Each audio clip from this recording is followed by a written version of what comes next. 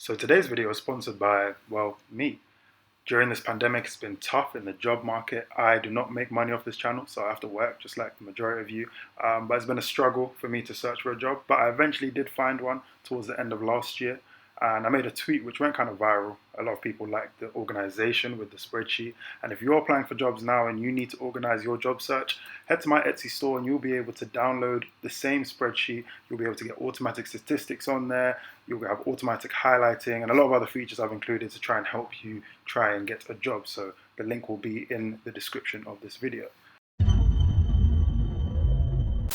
So, a couple of weeks ago, PJF Performance put out a video on YouTube which said you can add up to 5 inches onto your vertical jump if you do a simple 10-minute warm-up. And to me, that sounds like free bounce. So, of course, it's something that I had to try out.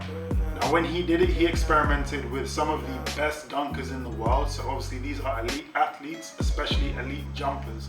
But my curiosity was, would it work for someone who's maybe not of that elite jumping ability? So I'm slightly overweight than where I feel I would be at my peak athleticism. And I'm not the best jumper, and I have bad knees. But I can dunk, I'm like 6'4", so I can dunk. But if I could add 5 inches from 10-minute warm-up, that's free bounce.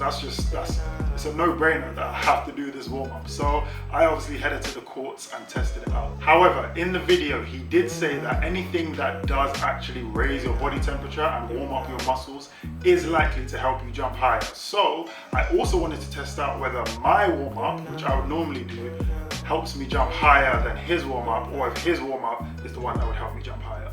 So I tested out my vertical with no warm-up, then I did my normal warm-up routine and then tested again, and then I did a final test after doing his warm-up routine. So let's see what the results look like. So I decided to jump by a rim just to give you guys a bit of perspective. I was jumping, just attempting to try and grab the rim, but in hindsight, I probably should have tried to jump reaching with one arm, like I said in my rebound like Rodman video. But on this jump, I managed to get an 18.86 inch vertical with no warm-up whatsoever. My knees definitely hurt after that jump, so just a heads up. But yeah, so let's see what it was like after I did my warm-up. If you're wondering what I used to record my vertical, it was an app called My Jump 2. It's available on the Apple App Store. It cost me like £10, so probably like $12. I'll be doing a review of the app as well, so stay tuned to the channel. Now, when it comes to my warm-ups, I have 2 main goals. The first goal is to stretch every muscle in my body dynamically. So a dynamic stretch is obviously when you're moving. So I try to hit everything from my hamstrings to my neck to my triceps, whatever it is. Just make sure I get a nice dynamic stretch in there. Nothing too long, make sure it's on the move and make sure I'm feeling a bit warm. The second goal of my warm-up is to heat up my knees, specifically my patellar tendons, because as you know, I suffer from chronic patellar tendinopathy. So when I haven't warmed up my knees feel very stiff, and if I try and jump without it, like I said on the first jump I did, it really hurts my knees.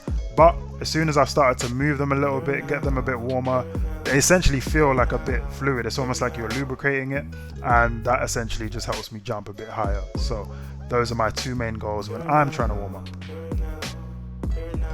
This has been my warm-up routine for the past 10 or so years. It takes me about 5 to 10 minutes, so let's see how it impacts my vertical jump.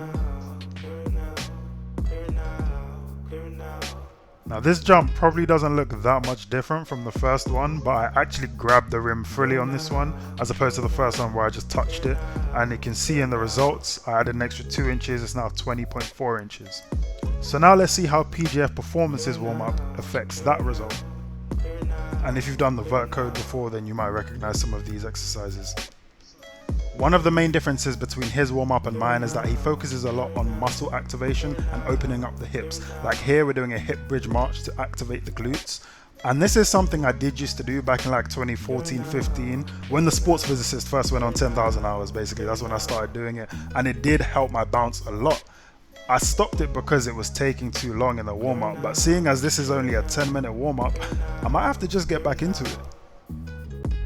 And as you can see here, there's also dynamic stretches too, which is something that I already was doing in my warm-ups. So they're clearly still important, but keep it short and sweet.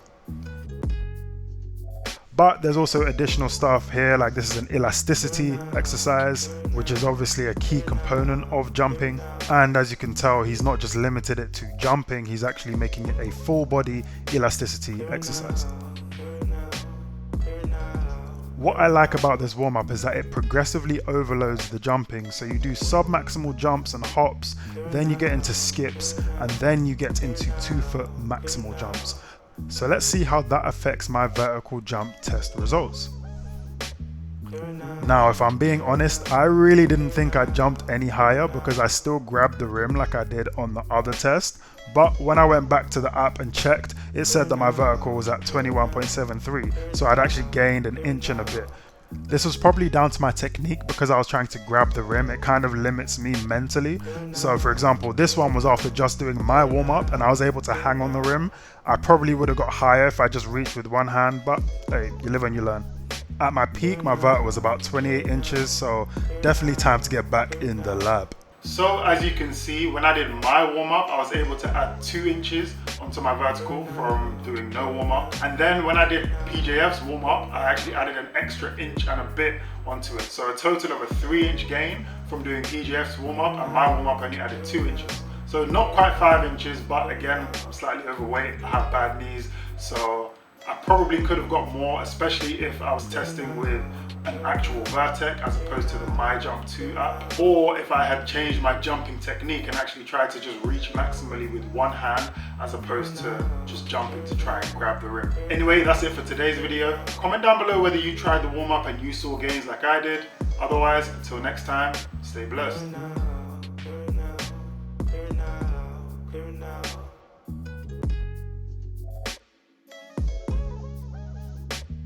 Now